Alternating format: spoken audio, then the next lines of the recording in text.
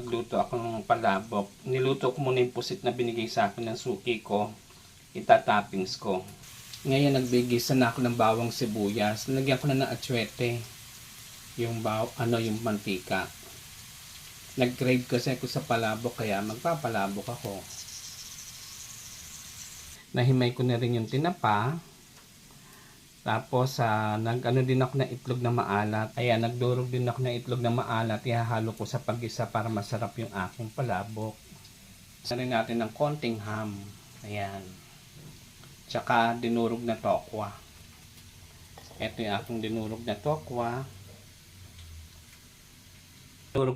Dinurog ko na rin yung chicharon. Lagyan ko ng nung seaweed, yung manipis. Ayan, para may lasang kakaiba yung aking palabok.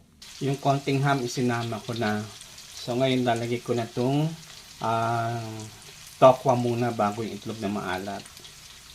Saglit. Ilagyan ko na rin siya ng paminta. So ngayon ihalo ko na yung itlog na maalat saka tinapa. Ayan, nahalo ko na yung tinapa saka itlog na maalat. Sasangkutsa ko na lang siya ng husto para maluto ng husto, lumasa.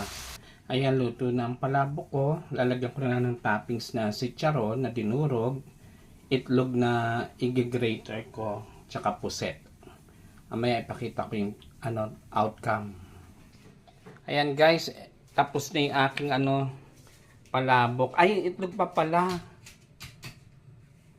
Yung itlog pa pala. Guys, ito na aking special na palabok. May puset siyang kasama. Yum, yum, yum.